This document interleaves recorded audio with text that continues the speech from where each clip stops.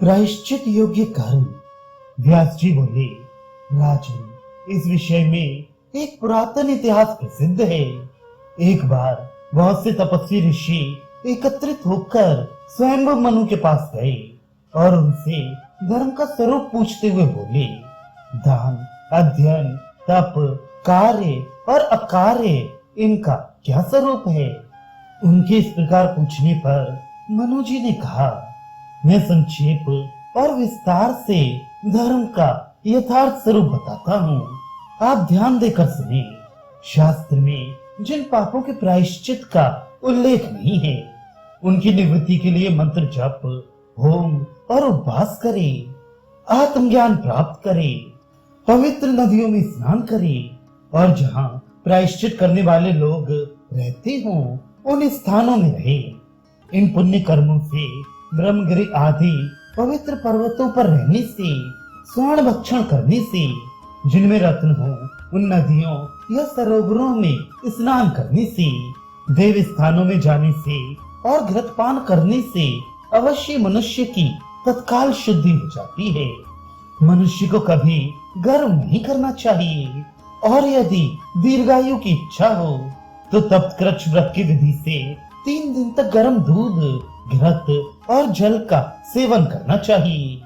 बिना दी हुई वस्तु को ना लेना, दान, अध्ययन और तप में तत्पर रहना, अहिंसा, सत्य, अक्रोध और यज्ञ, ये सब धर्म के लक्षण हैं। एक ही क्रिया देश और काल के भेद से धर्म या अधर्म हो जाती है। चोरी करना, झूठ बोलना, हिंसा करना आदि अधर्म भी अवस्था विशेष में धर्म माने जाते हैं।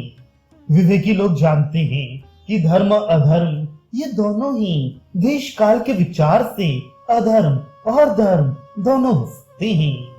लोक और वेद में धर्म के 2 भेद हैं, प्रवृत्ति धर्म और निवृत्ति धर्म।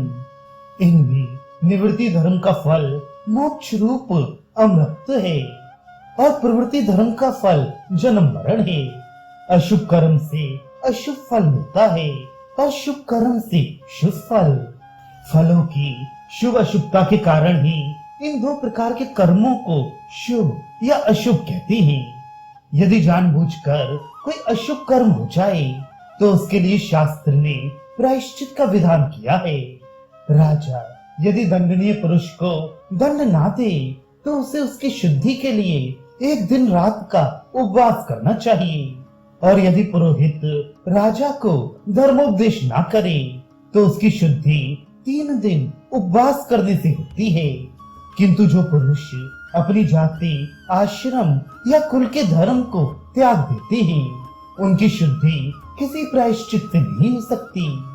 यदि धर्म निर्णय में कोई विवाद हो तो वेद और धर्म शास्त्र को जानने वाले 10 या 3 ब्राह्मणों को बुलाकर उनसे उसका निर्णय कराए और वे जैसा कहे वैसा करे। अब अन्न के विषय में विचार करते हैं। प्रेत के निमित्त में बनाया हुआ अन्न, सूतिका का अन्न 10 दिन से पूर्व नहीं खाना चाहिए। इसी प्रकार ब्याई हुई गौ का दूध भी 10 दिन तक ना पिए। राजा का अन्न तेज को नष्ट करता है, शूद्र का अन्न ब्रह्म तेज का नाशक है तथा सुनार और पति या पुत्रहीना स्त्री का अन्न आयु का क्षय करता है। ब्याजखोर का अन्न विष्ठा के समान है और वैश्या का वीर्य के समान। कायर, यज्ञ विक्रेता, बढ़ई, मोची, व्यभिचारिणी स्त्री, धोबी, वैद्य और चौकीदार, इन सब का अन्न भी खाने योग्य नहीं है।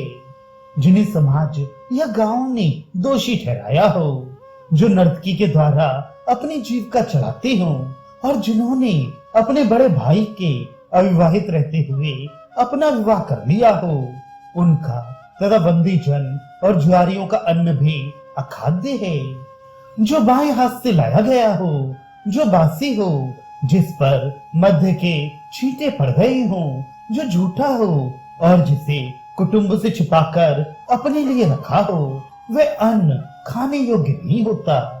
इसी प्रकार जो पदार्थ आटे, ईख, शाक या दूध को बिगाड़ कर बनाए गए हों, वे भी नहीं खाने चाहिए। सत्तू जौ की खीलें और दही में मिले हुए सत्तू ये अधिक देर हो जाने पर खाने योग्य नहीं रहते। खीर, खिचड़ी और मालपुए यदि देवता के उद्देश्य से ना बनाए जाएं तो नहीं खाने चाहिए। गृहस्थ पुरुष देवता, ऋषि, अतिथि, पितर और कुल देवताओं को नैवेद्य समर्पण करने के बाद ही भोजन कर सकता है। उसे घर में भी सन्यासी के समान अनासक्त भाव से ही रहना चाहिए। जो अपनी अनुकूल स्त्री के साथ इस प्रकार घर में रहता है वह धर्म का पूरा फल प्राप्त कर लेता है। धर्मात्मा पुरुष को चाहिए कि यश के लोभ से, भय के कारण अथवा अपना उपकार करने वाले को दान ना दे। जो नाचने गाने वाले, हंसी मजाक करने वाले, भांड आदि, मदमत्त, उन्मत्त, चोर, निंदा करने वाले, गूंगे, तेजोहीन, अंगहीन, भौनी, दुष्ट, कुलहीन या संस्कार शून्य हो उन्हें भी दान ना दे। जिसने वेदाध्ययन ना किया हो उस ब्राह्मण को दान देना उचित नहीं है। विधिहीन दान देना या दान लेना दोनों ही ठीक नहीं है। ऐसा करने से दान देने वाले और दान लेने वाले दोनों ही की हानि होती है। जिस प्रकार खैर की लकड़ी या पत्थर की शिला का आश्रय लेकर समुद्र पार करने वाला व्यक्ति बीच ही में डूब जाता है, उसी प्रकार ऐसे दाता और ग्रहीता दोनों ही नरक में डूबते हैं।